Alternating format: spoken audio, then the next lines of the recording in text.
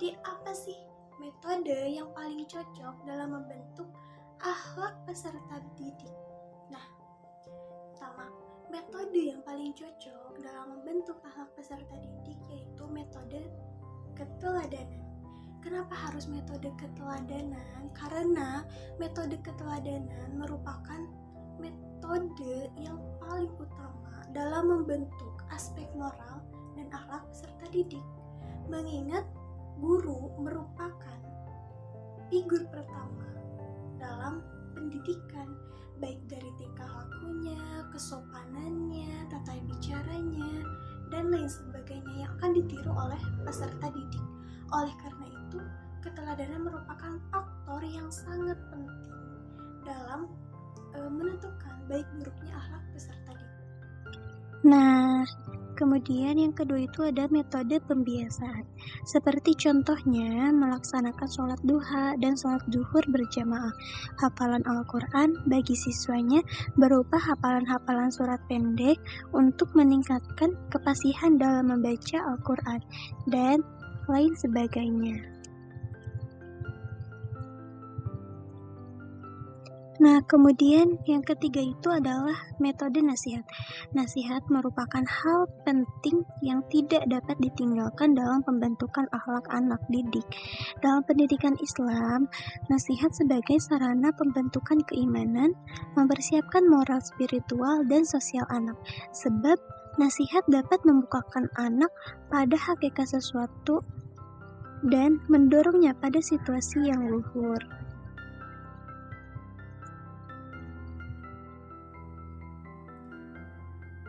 Apa rahasia Rasulullah mendidik umatnya sehingga berhasil?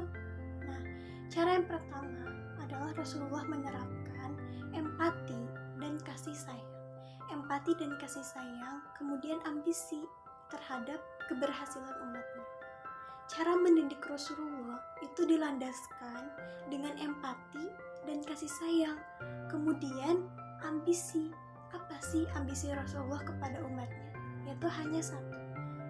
Beliau ambisi terhadap umatnya agar umatnya itu sukses di dunia maupun di akhirat.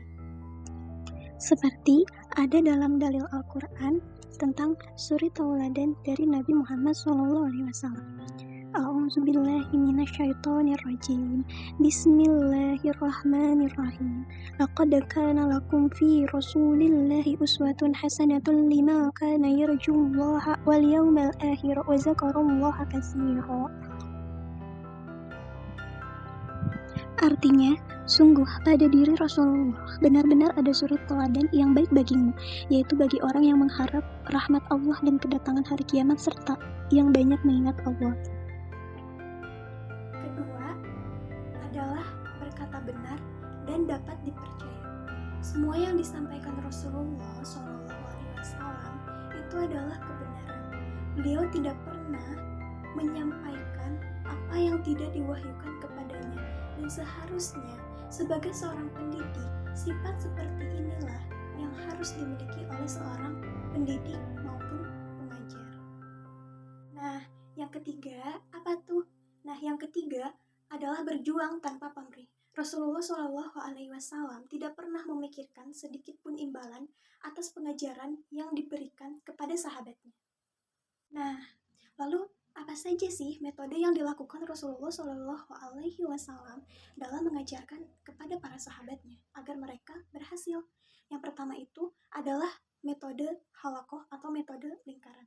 Kata Abu Sa'id Al-Khudri dalam hadis riwayat Abi Daud mengatakan, beliau menyuruh kami untuk membentuk lingkaran, kemudian beliau berada di tengahnya, sehingga tampaklah wajah-wajah kami oleh beliau.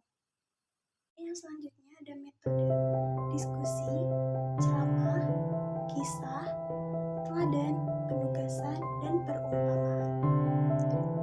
Nah, bagaimana sih cara menilai peserta didik pada aspek akidah dan akhlak? Yaitu dengan mempunyai langkah-langkah dalam perencanaan. Yang pertama, merumuskan penilaian yang hendak dilaksanakan dalam suatu proses belajar mengajar. Rumusan perencanaan tersebut harus berpedoman pada mata pelajaran akidah akhlak. Yang kedua, menentukan aspek-aspek yang harus ditilai. Yang ketiga, menentukan metode pengajaran yang akan digunakan berdasarkan aspek-aspek yang akan ditilai. Kemudian yang keempat, memilih atau menyusun alat-alat penilaian yang akan digunakan dengan metode yang dipilih.